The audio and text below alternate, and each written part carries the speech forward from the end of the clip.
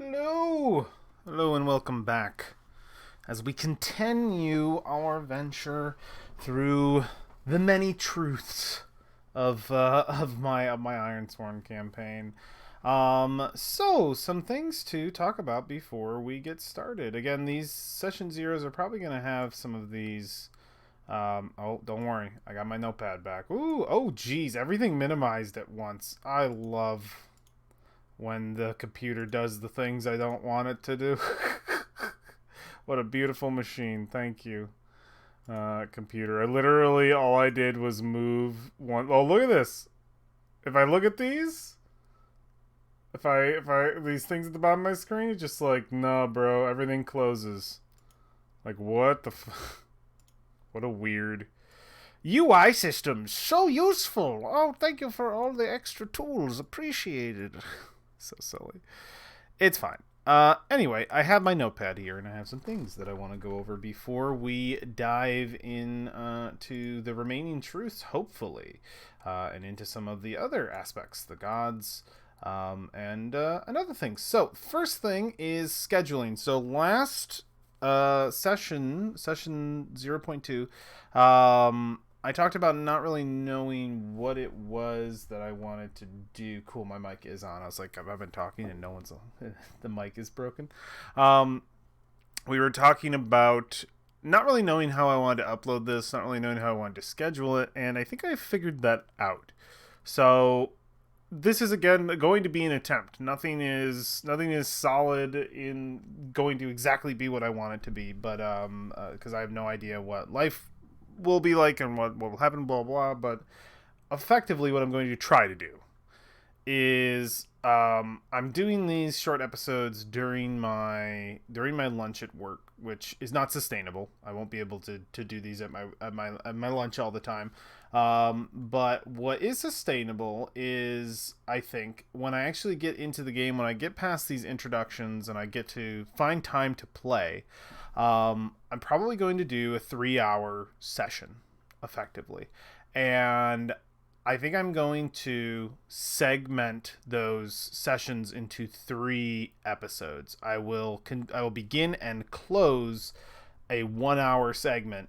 I'll probably have to have a timer or something up for me to be able to effectively do that and break those apart. And it'll probably be around an hour. I want to see if within an hour I can find a really good like episode ender, like cliffhanger, and then I will cut the recording, and then I will start a new one right then and there with the next part. That way, one sitting of this for me will be 3 episodes. And then what I'm going to do, and I hope that this will work okay, is I'm going to upload these on Tuesdays and Thursdays at noon my time, which is Eastern Standard.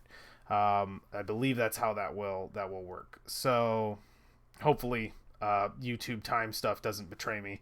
But basically, what that means for me is I only have to sit down once every 2 weeks, not even, depending on how much I can build up, because at one sitting I get enough for a week and a half worth of content, which can build on itself, will continue to build ahead of me, with that extra half a week of content and keep going. So that makes it a lot easier for me to do. I feel like an hour session is a lot easier to swallow as well. And it's something I want to try. I want to see if it works. Right now, these are just 1-hour sittings because it's as much time as I have on lunch, but I've kind of been liking the time. And I'm curious to see how it will work for story. We will see. It will probably feel very like cutty, like oh man, it doesn't feel over quite yet, but I will try my best, I think, to like end it very very much just like, all right, that's the cliffhanger, I'll see you next time, close, open back up, hey, it's me again, I'm back, and have that theme work out smoothly. So that's the plan. I'm excited to try it, and we'll see how it works. This one is going to be up on Thursday. Part 2 was up on Tuesday, for as far as the YouTube schedule stuff. So this should be hitting YouTube next week. I'm recording this as of Friday of the week prior, so that works out. Very very cool. All right, so with that out of the way, the next 2 things are quick truth changes that I want to make. Last episode, I talked about mysticism, and there's a change that I want to make to mysticism. Basically, when I was done with one of these episodes, I was listening back to them because that helps me hear and be like, what sounds good, what doesn't, because I could speak and not really hear what I'm saying as well. So it's very valuable for me to run back and hear these a second time and understand what I'm trying to go for. It's a different way to look at it. So when I heard mysticism, basically my two things I want to talk about is mysticism and it's not on here, but the Lord's Crusade a little bit. I want to make some minor altercations. So my fear is I am writing, and I definitely am, unfortunately, but I kind of want to lean away from it just a little bit. I want the Citadels to feel like a balance, not so much a balance of good and evil, but I want it to feel like they're not just the Empire from Star Wars. I don't want to feel like, yep, them are the bad guys, those are the baddies, and I'm painting them to be a little worse than I want them to be. And I'm sure it might just be my own paranoia in that regard, but I want to pull back on some of those possible very sketchy things that they do. Not in entirety. There are things I'm keeping because I still want them to feel like they lean towards the troubled side, at least a little bit, where it's like these huge bastions of safety and security and law and order. But are they good? Are they not? Is that power misused? Is it abused? Are they doing the right thing? And like, there are good people in there who probably want better. Are there people who are happy with the status quo? Like, what is that? And like, how can we tackle it? But I want to keep it not ambiguous, but I don't want it to be such a hard line of like, yeah, they suck. Pretty much 95%. All the things they do, bad news, get out. So I want to pull back a little bit on some of the things. The first one, big one, I feel like is with mysticism. So I had mentioned, if I reread a part of this at least, if the curse of the arcane is found at an early age, one is sent to Citadel Wyson, to the Halls of Understanding. This line right here. Some never return from that place. Those that do emerge as masters of the art of suppression. I would like to make this thing a little less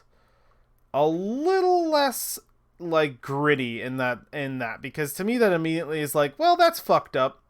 And I know that like with magic and what it can do, it is very dangerous, and that can be a very extreme reaction to be like, yeah, we're gonna secret away your kids and you might never see them again, and if you do, they're going to be brainwashed into whatever we think they should believe, and we're pretty horrible. And I want it to be a situation where fear is the reason for this thing to exist. Fear is the reason for people to be scared of mysticism, and that to be kind of a struggle of understanding, and that it calls itself the Halls of Understanding, but they're very, very wary of mysticism, and I just don't want it to be that extreme. So something that because I still want to hold to the grittiness. I still like the idea of, if you are seen with magical power and ability, you will be taken away to a place at a young age. If you haven't had a choice to wield it yet, if you don't understand it, and you're in your youth, or it comes to you at a later age and you don't understand it,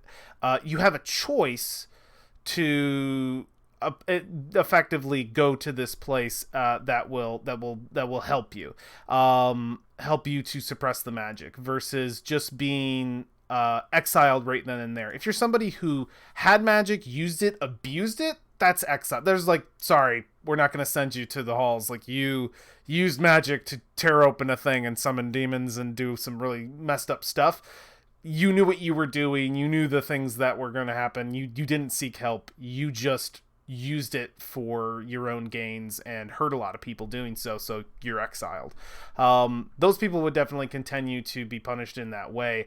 But I think anybody who finds magic, or who discovers their younger child has magic, or somebody finds out that they are magically gifted later in life, that they could come to this place, that this is an option. So I don't want it to feel like they are like scooped up and swooped away, but I think it would be a situation where very often, if not always, it would either be just hidden in secret, and a family never would want anyone to know, which would probably boil over to being something bad that wouldn't work out, or it is extremely encouraged, or if if you're a kid and you're young enough, your parents like they can go there, they can help you. We're sending you to a place that can help you. And I want to get rid of this. I want to just scratch this whole some never return from that place. People absolutely return from this place.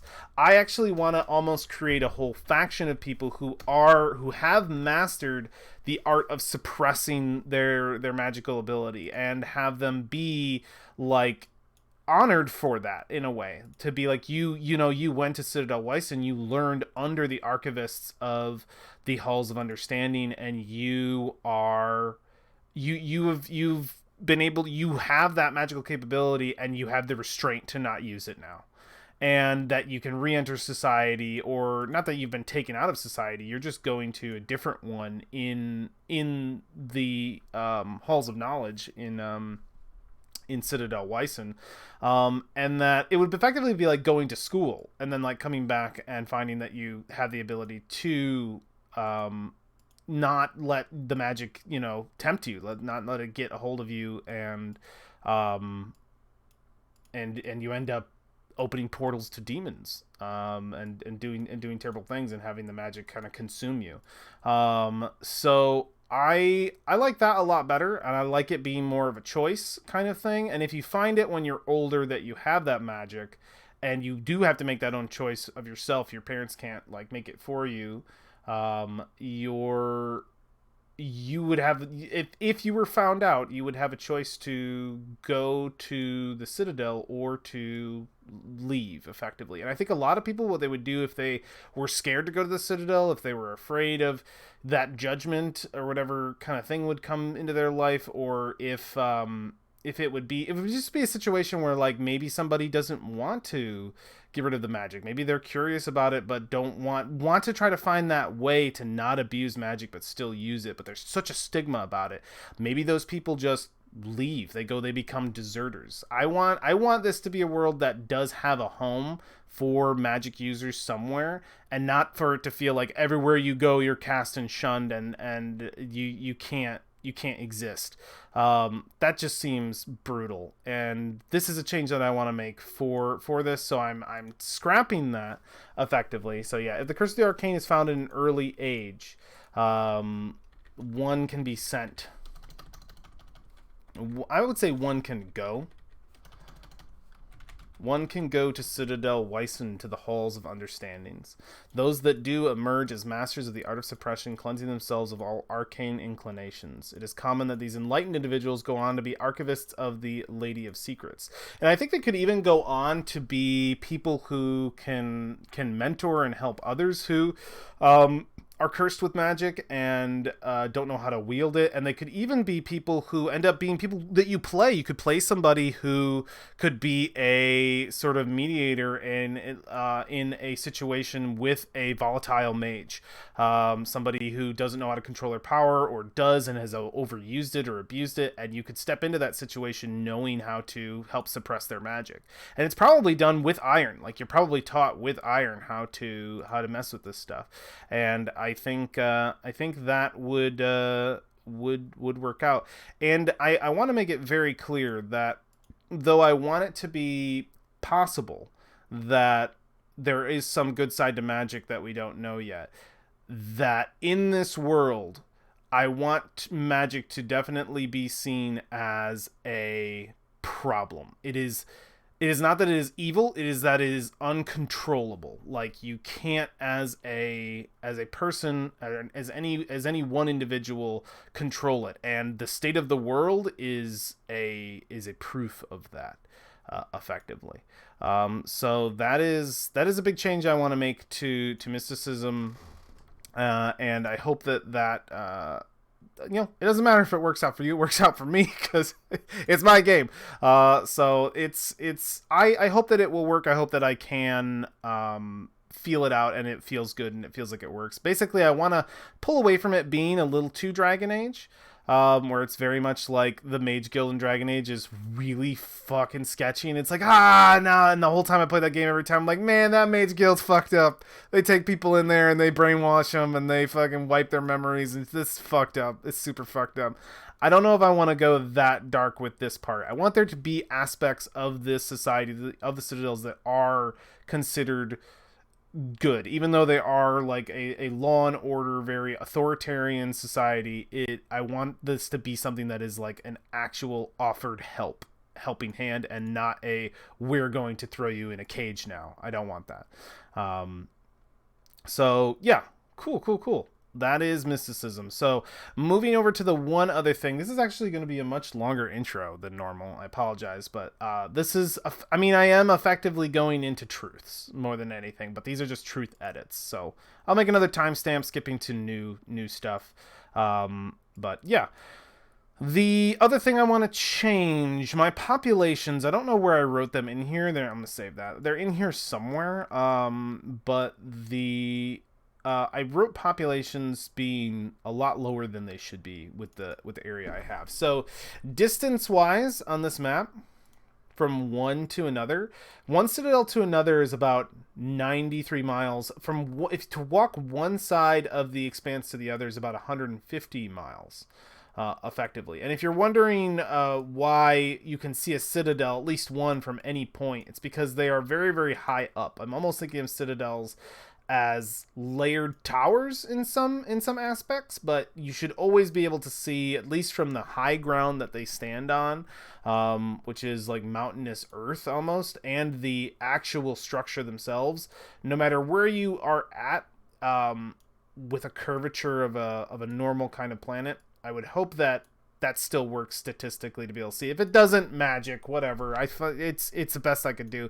But in any case, my populations were really, really low for the space that I have. And for my whole situation with the Lord's Crusade to work, where the population is a problem, where they have to be like, listen, we got to send some people out of here to try to find new land. We can't sustain our population growing and keep our food supply and water supply and everything going. We have to find a method, and they have used the Lord's Crusade as that method, because for them it doesn't mean that they have to do anything much more grim. It is, even though the Lord's Crusade is pretty grim, it's a situation where you go out fighting, you go out with a hope of finding something else. You're effectively an expedition force because that's the hope, that's the true goal. No matter how far that goal is away, the people of not the enclosure, but more the citadels, believe that one day a campaign will succeed. One day they will find land somewhere else. And there are some who believe they already have,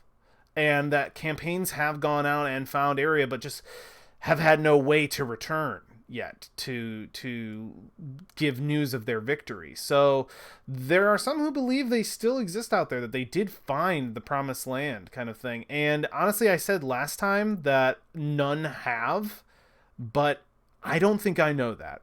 I think with the logic of Ironsworn and the way it works, I think that's information I don't possess. Who knows if a campaign has found another promised land, effectively another place with resources that has been untouched by demons in the abyss.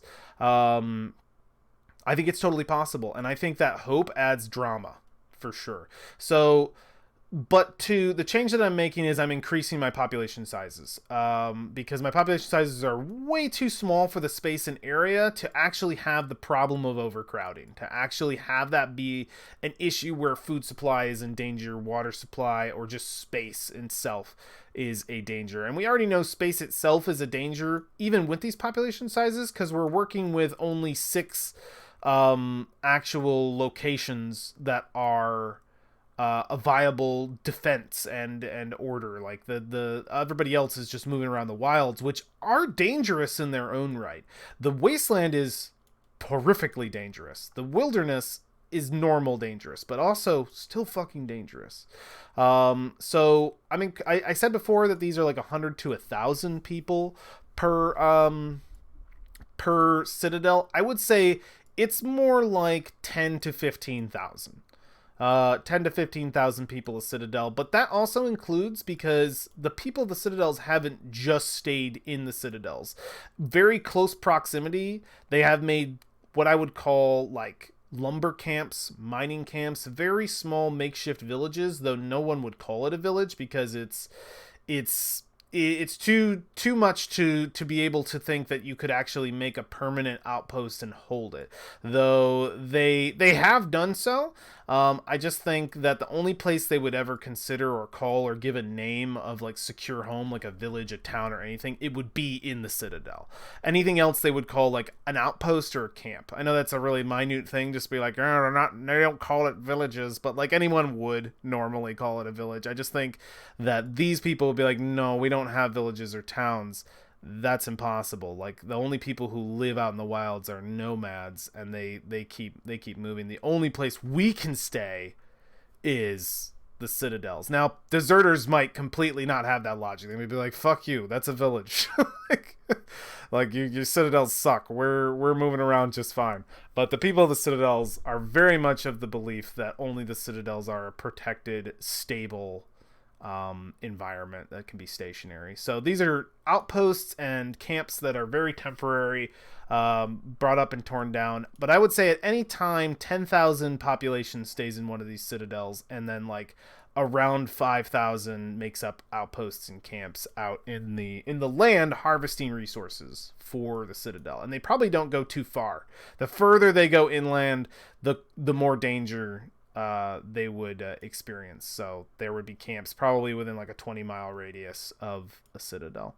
So yeah, just a population change. That also beefs up the population, I would think, of the people out in the wilds. I was thinking before they were around 1 to 2,000. They're probably more like, I would say 5 to 10,000 at the very least. And that would include mostly deserters, but also somewhere in that population number would be the elves, the trolls, the Varu, the other peoples, the firstborn. So cool. Just a couple of 22-minute intro on on my changes and my scheduling. I apologize that was a little long-winded, but I felt like I wanted to give my reasoning why for some of my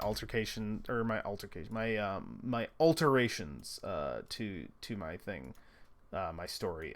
That will probably happen again, plenty, because this is a writing experience more than anything. I am building this world, so those are changes I'm making after a day and a half of thinking about it and going, it just doesn't work that way for me. So cool. We might have to alter these more in downtime, but I'll do that a little bit later because I would like to, for this video, get through more of the actual truths. So we left off. Where did we leave off? I think we left off on mysticism, didn't we? No, we left off on religion. That's right. So what we have left is the firstborn, the beasts, the horrors, and the occupation of the wayfinder. So let's get into it. So. Okay, we're getting ready. Firstborn. There are some firstborn that still live in the wilderness, secretive and hidden as their homes can be, as their homes may be. Very few have ever sought the protection of the citadels, and those that do are of legend. The enclosure consists of mostly humans, but mortal kind was made up of many races in the empires of old. As the world was consumed, all that was left gathered and lived in the land that remained. Giants, elves, trolls, Varu, and more. Their numbers are unknown, and some have gone unforeseen for so long that it is believed they have died out. During the Deep Wars, elves once numbered in a force that rivaled the defenses of Citadel Anson's forward outposts. That conflict was halted in a tenuous ceasefire that only barely holds meaning today. Some report giants seen traveling with deserters, their nomadic lifestyles akin to one another. There have been tales of giants accompanying a deserter raid that will make your hair stand up on end. So yeah, this is effectively my way. When I got down to the Firstborn area, I was like, I don't want this to be all humans in this thing. I would love for there to be fantasy races, but I almost want to give them a... Like, I know that a lot of people are like, oh, fantasy races, special snowflakes. Well, guess what? In this world, I think they're even more special snowflakes because I want them to be rare, very critically rare. Like, their total population of all of them together is probably under 2,000. But that is, and I kind of want to leave it up to the game and where the game parts advance, to whether or not some of them aren't around anymore, because I think like Varu and trolls are very, very rare to see. If not, they're one of the races that have almost gone missing, and no one has seen or heard tale. So they fall into legend. They become a story, and I feel like that's super cool. Elves and giants, I think, are a little more prevalent, have been seen in the last 10 years. Giants, I love the idea of them traveling with the deserters, effectively making them wildlings from Game of Thrones, but that's such a cool image, and I feel like there totally would be the last of the giants traveling in a nomadic lifestyle similar to the one in Ironsworn Core that they're given alongside the deserters. Maybe the deserters even learned from the giants how to live off the land and be nomads. I love that idea. Elves, I think, are very, very secretive, and I think they're probably the highest population of the Firstborn races, because I think they are they're very intelligent. They're very akin to the world around them being almost a part of it.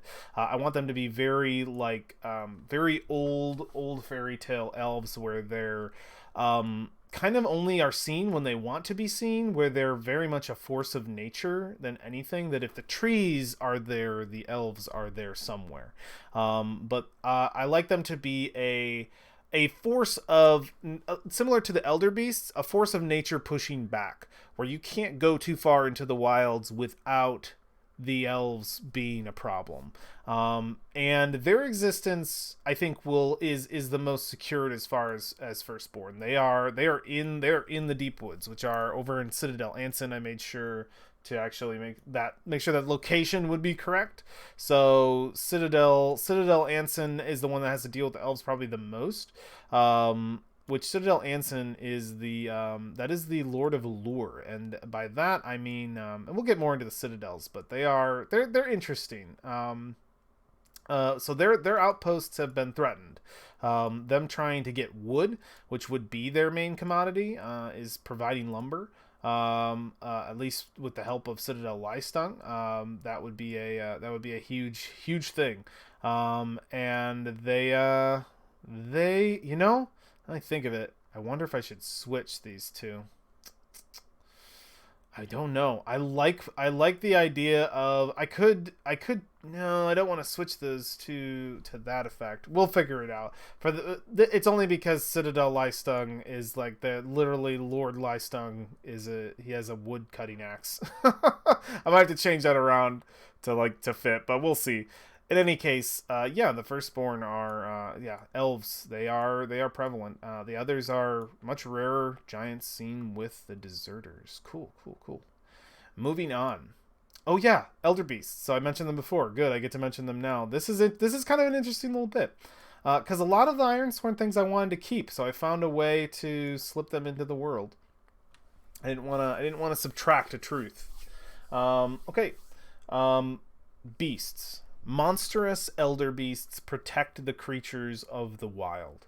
With only so many animals to hunt the world, God, this sentence is terrible. I'll just say with only so many animals left to hunt in the world, their kind was doomed to die out.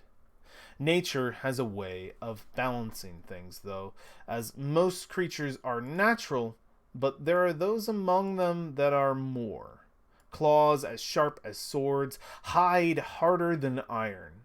Some say they can't be killed. Stories tell of Lord Leben, protector of life, blessing the land with the barrier lake. So that is Lord Leben, Lord of Life, right here. Tao. He's kind of, we'll get more into him, but he's basically the Odin of the lords of their pantheon. Yeah, stories tell of Lord Leben, protector of life, blessing the land with the barrier lake. So that is the main water source of this world, is the barrier lake. So the cool thing about this is these are all around here. These are mountainous regions from the Ironsworn core rules. And this is swamp, havens, deep wilds, and the coast, effectively. But all of these are the hills and the mountains. And my thought is, the way this works is the ice effectively melts of the cold of the mountains down into this basin, creates this lake, and the lake spreads out rivers that reach the lower lands. So basically, this is your high up land, and this is your lower land with this basin of water in the center, this huge lake with rivers spreading out to it, to each of the citadels and into the land. I really like that idea. So continuing the story, stories tell of Leben, protector of life, blessing the land with the barrier lake. The first river that ran from its shore gifted the creatures that drank from it a drop of his immortal elixir, creating the elder beasts. So cool thing about Leben, you'll learn later, one of his things he has is a cask filled with ale, basically, a magical ale that is the source of immortal life for not only him, but the other lords. So I love this idea that a drop from that cask made it into the first river to make its way out from the barrier lake, and the animals that drank from it became the elder beasts. And the function of the elder beasts in my head is that they protect they're kind of forces of nature. Killing one is legendary, but also some people might not look on you very well. Even in the citadels, some people might think that you might be cursed, or something bad might happen, because they're seen as protectors. They protect the animal life, the animal population, from overhunting, from those herds being completely wiped out. And it's effectively like, if you're a hunter and you are sort of abusing the season, you're not hunting in the time you're supposed to be hunting, as is dictated by Lord Liestung. He decides, Lord of the Hunt, he decides when it is time to hunt. If you're abusing that, a elder beast will come, and it will get rid of you. So another thing of nature fighting back between the elves and the elder beasts themselves. And that is the lords putting, at least from the lore of it, that is the lords putting a protection in place for the land they want to preserve for the people. So for food, hunting is a thing, but farming is just as much of a thing. And I think there are probably citadels that farm. None of these ones in the hills can. It's going to probably be Liestung, Weissen, Liestung and Weissen who are going to have. It's going to be mostly Liestung. Liestung is going to be like the food capital. Honestly, whether they want it or not, they are going to be the food capital. Honestly, I feel like, oh god, I might have to mess with this. Yeah, whether I want it or not. This needs to be Leben. This needs to be Liestung. Liestung should be in the mountains. He should be mining. Oh no. Fuck. This doesn't work how I want it. Actually, it's fine, because I feel like Leben should be in the woods. He should be the master of the hunt. He should be in the woods. We're changing my world mid thing here. Fuck me. Yeah, I honestly think this is how it should go. And then, oh geez, then I would have to change it around a little bit in the truths to say that it wouldn't have been Ensign that had any issues.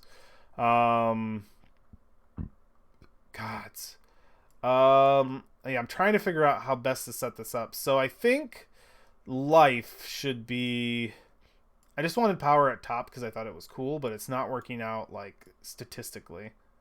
So we're going to move life to the top. I think power, because I feel like that's going to be their resources, food. And I haven't gotten into that yet, but I kind of want it to, like, be set up to make sense. And where is allure? Where did I pull allure? Oh, there it is. Was allure make sense down here? They're in number 8 for Veiled Mountains. I like the idea of judgment being where it is, honestly. Cunning is in the hinterlands.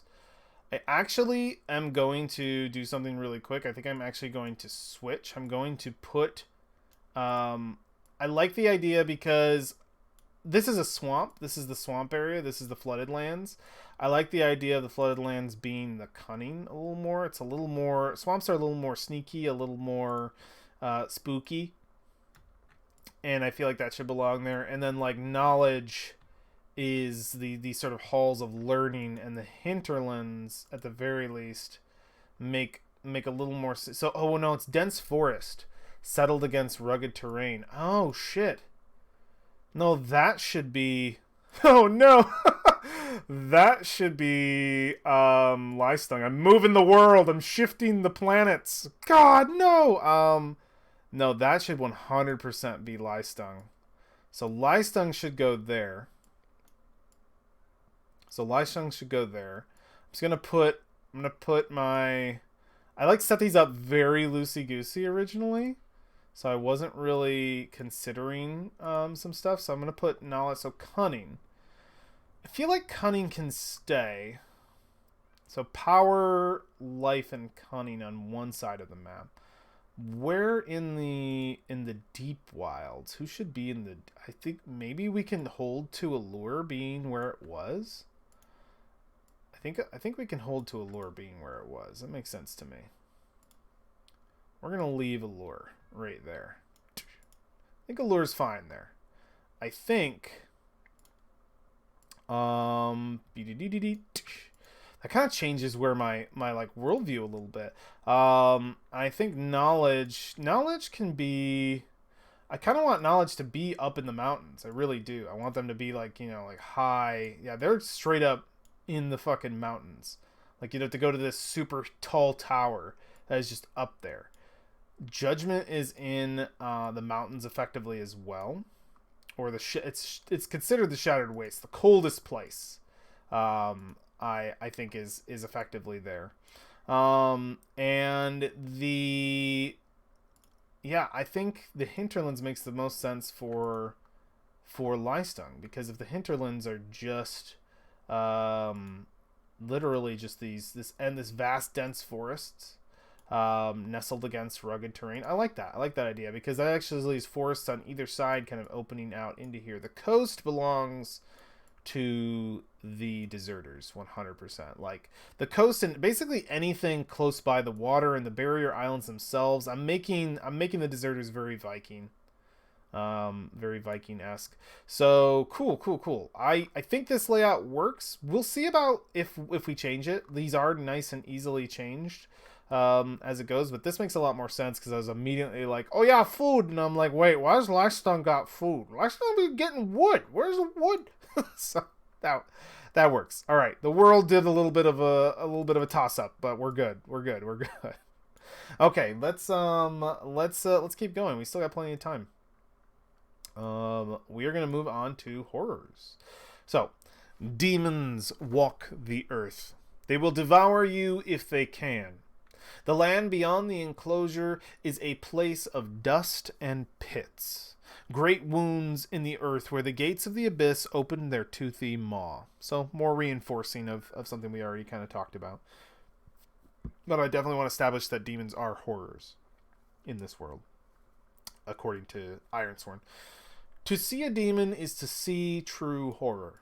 A twisted form of total nightmare coming in all shapes and sizes. That's me enforcing my ability to be able to use the Ironsworn mechanics to create some very unique demon creatures. which will be fun. Its only want is to consume life, and it will never tire in its vow. I love that. I was like that. Like if like the demons if they had an iron vow, it would be to devour everything. The barrier of the citadels and the sacred road keeps the horde out, but that doesn't always stop them from getting in. So that leads into my first custom truth, and I'm sure we'll have to be making some more here pretty soon, involving quite a few elements we're introducing of wayfinders. And in my head, I want wayfinders to be the adventurers of the world. I want it to be very easy to pick up and take the wayfinder lifestyle. I kind of want to make a few different like factions that are like easy playable factions to be basically these are your witchers.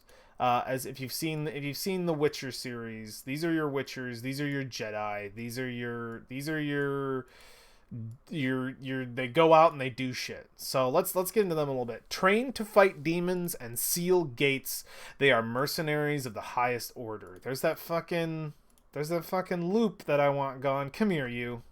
I hate that. Some of the formatting in Roll20 drives me absolutely up the wall. To normal, please. Ka-chow. Alright, much better. That wraps just how I want it to wrap. Okay. Yes, they are mercenaries of the highest order. Despite the best efforts of the stewards, the lust for power that the arcane offers still endures. In the dark forests of the deep wilds, in the dungeon ruins of the empires of old, beneath the very streets of the citadels, the enemy finds a way in. Most understand the risk and shun magic. I think I might alter that. And are wary of magic? Because I don't to reinforce the mystical thing. I don't want people to be like, it's like if they see that you are magical innately, that you are sent somewhere. I would say wary of magic. And are wary of magic. There we go. Hey, my keyboard works. If only it did when I streamed. All right. Most understand the risk and are wary of magic. Those who don't will inevitably destroy themselves. I'm going to reread that line. Those who don't will inevitably destroy themselves, opening a gate to the abyss. Luckily, heroes have risen to quell these leaks. Willing to risk their lives fighting demons and sealing the gates with iron plates, they fill a much-needed role in the enclosure society today. When not busy sealing gates and breaking up arcane cults, the heroes offer their services to those who travel the sacred road. So yeah, the Wayfinders are very much a hero class. Being in such close proximity to the wasteland and the demon hordes beyond when on the sacred road, their protection offers an extra sense of comfort that is well worth the coin. For this reason, they would later come to be known as Wayfinders. So yeah, the thought behind them is I wanted to enforce that iron was basically I had nothing written for iron until I wrote the Wayfinders out a little more detail in this truth, and iron itself is I made an antithesis, an anti-magic, and I love this idea of them because I was like, how do they seal the gates? What do I do? Like, do they get to learn some magic? Is there like some leeway? Did they learn from the Citadel Vyson how to like only use the magic that seals the gates? And I'm like, no, that's kind of contradictory on itself. I want to stick with magic being just this extremely volatile like cask ready to explode, TNT box ready to explode, you know what I mean, whatever that phrase is. And I was like, no, iron should be it. I love this idea of them having these like wagons with these fucking iron plates that they'd bring along with them, like maybe a band of Wayfinders or whatever, and they would literally be called out to seal the gate, and they would like have that iron commissioned from, and it makes so much fucking sense now. Yes. Oh shit. Okay, cool. This is super exciting because we moved things around, and I was like trying to I want the citadels and their locations and the lord's locations to make sense geographically as much as just anything else. And it is perfect that Citadel Vyson, the Citadel of Knowledge, that whose literal lord, who I haven't got into yet, is all about the sort of suppression of magic and the stopping of it's the know what magic is so that you can prevent it. It makes so much sense for them to be in the mountains, because the mountains is where you're going to find mines, where you're going to find iron. And iron is the anti-magic. So iron comes from Citadel Vyson. I love it. It fucking works. It's perfect. So I'll make sure to write that down somewhere, but I'll remember it.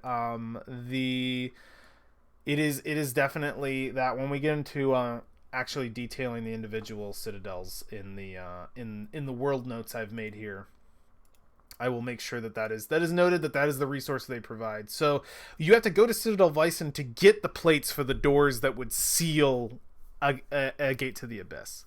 So the other function that this serves is I've put all the demons outside, which in a sort of campaign that I'm very much modeling off of, like, the ideas, like, I love Diablo, I love sort of the dark settings.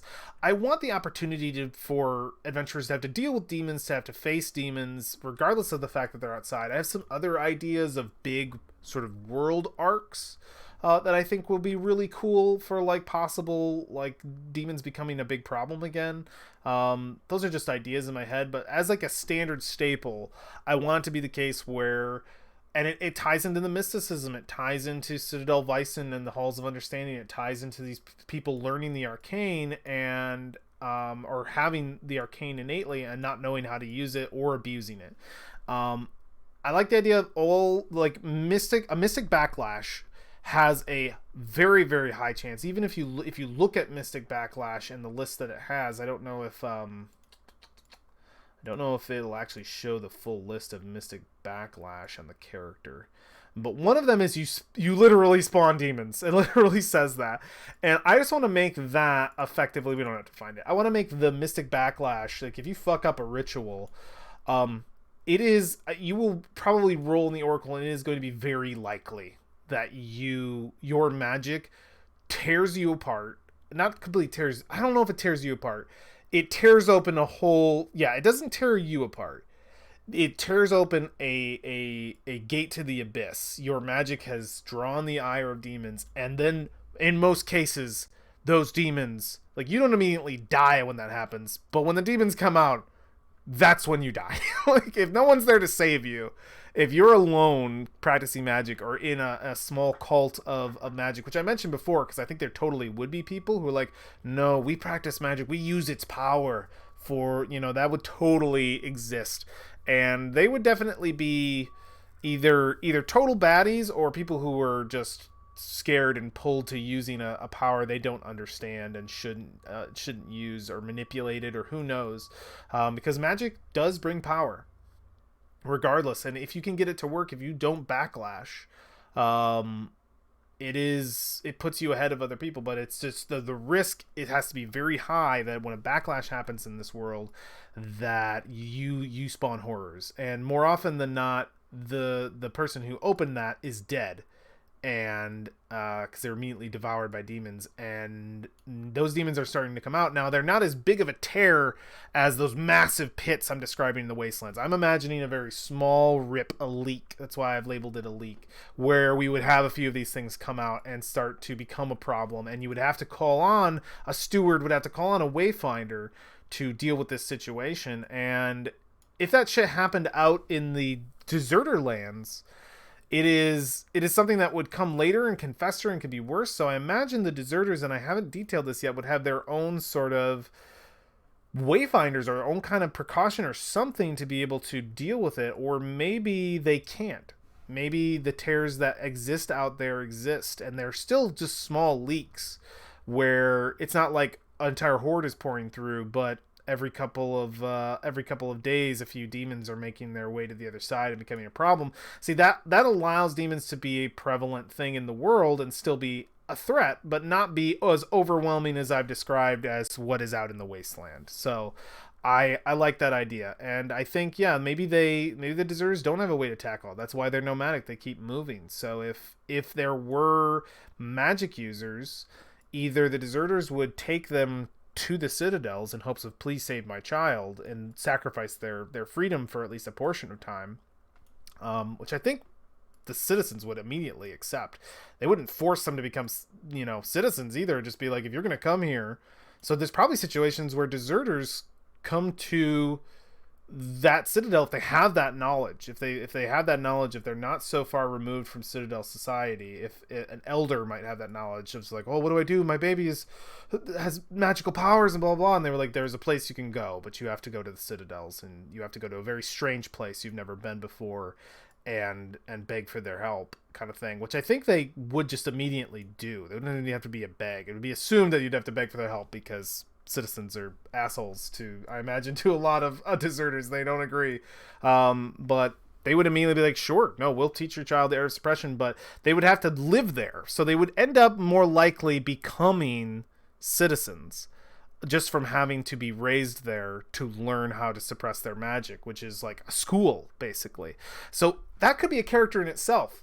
You could have been, oh, what a fucking cool character idea just built, just out of fucking nowhere.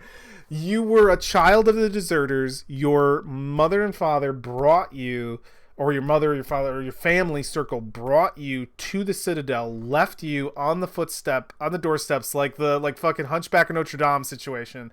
They took you in, taught you to suppress your magic, and you are an archivist, and you are a magic suppressor, and you could be a hero in that world, or you could be a someone who makes vows, somebody who goes around. You could be a wayfinder. Like, I bet there are plenty of wayfinders who are masters of magic suppression. I feel like I need a name for them other than just archivists. Archivists are people who actually end up running the many halls of the Citadel of Knowledge. Those are like, your sub tier of like, I'm a librarian kind of thing. So I have to find like a different word for them.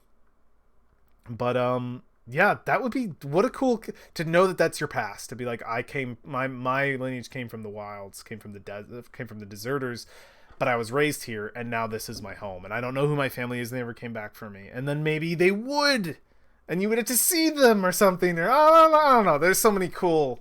That's a really cool path. I think that would be interesting to go down. Okay, cool. So that is all the truths. We have about 8 minutes left. And I think the next part that I want to go into is still not characters, still not the game. Haha, gotcha, not yet. I will get to it when I'm ready to get to it, for sure. We will be diving into it. I want to go into basically the things that I have left that I want to go into is the gods. I want to the six lords are very important to the story, and I feel like they need to be detailed to some degree. They're important to me. At the very least, I think people can play in this world and not have to know so much about who these individuals are. But I have detailed 4 of them, and will be detailing the last 2 during this game for myself. And I want them to be a solidified thing in this world.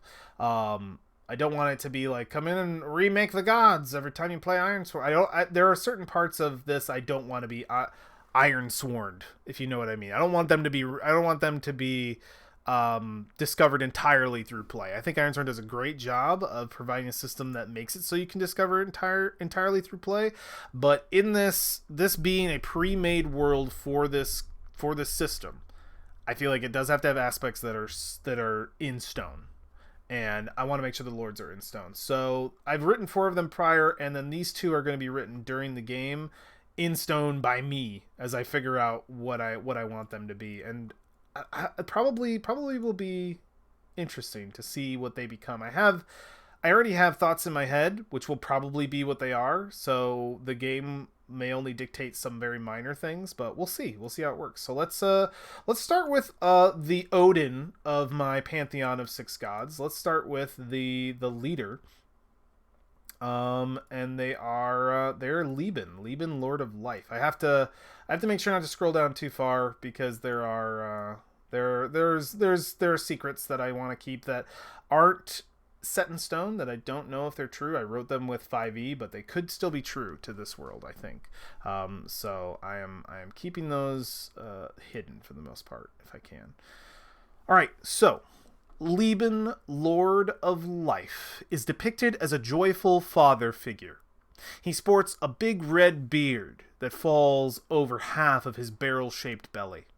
He dons a furred cloak of a beer hall master and is almost always illustrated with a cask in one hand and an infant child in the other. The cask holds an elixir of life, the source of the Six Lords' immortality. The baby in Leben's care is a representation of his protection of mortal life, for he is seen as the Lord of safe childbirth by many. The embodiment of a life well lived, Leben represents goodwill, feasting, and merriment, all of which fall under his domain. These gifts are to be treasured by any who desire to live a full and happy life. So yeah, Leben is I will tell you my inspiration for these gods a little bit when we go over them. So Leben is very much Santa Claus. He is a Santa Claus figure. He ended up being Santa Claus, but I didn't want him to be, but he less Santa Claus and more, if you've seen the movie Muppets Christmas Carol, he is the Ghost of Christmas Present a little bit. In my head, that's Leben. He's big, he's jolly, he's got this huge cask of ale. It is the source of immortal life. So I wanted these gods to be very mystical. So a lot of their story, a lot of their things feel very Greek, very like, and when he took a step, he created the mountains. It's kind of like how I wanted it to feel. So yeah, Leben is responsible for the water, and water brings life. That makes sense to me. There's a lot that is tied in really well to Leben, and a lot of these gods, Leben and Liestung more than any. They're the first two I made, so I think the others will grow into their own more. Just to this session, Wyson has grown even further, so it'll be interesting to see where they go. So each of the gods has 3 tenets. Those tenets are effectively just the 3 like verses, the 3 like. Basically, my idea behind the tenets is that when the people came to the citadels, written on each citadel written on the foundation blocks of each citadel were these ancient, well, basically these not ancient at the time, but these divine commandments, that were sent down by each individual lord, and they are to be followed if you want to, they're instructions more than anything. Is the way that they're seen. It's just like, hey, we made these houses for you. Here's some instructions for like how to live life, how to live it well, and like, here you go. And that's effectively what these are, is the commandments. So each of them has 3, and I put a little T1, tenet 1, tenet 2, tenet 3 next to them. So let's go through them. And I kind of want them to feel like poetry a little bit. They're kind of their own little like lines, and I find that fun. So the tenets of Leben: treasure the gift of affection, for it is precious. Let yourself care for another, and you will find happiness. Tenet 2: treasure the gift of food and drink, for both are plenty. Let them fill your body and soul, and you will find endurance. And tenet 3: treasure the gift of joy, for it is needed. Let it teach you how to love the life you were given, and you will find purpose. So yeah, it's sort of the theme of treasure the gift of affection, treasure the gift of food and drink, and treasure the gift of joy. So those are Leben's tenets. So yeah, Leben is the Odin, is the Allfather kind of situation. He's seen in that way because it is because of him that the other gods exist. That Leben, they were all assumed to have been mortal at one point, but Leben found this cask of immortal life, and he shared it with the others, and they became divine gods the minute they drank it.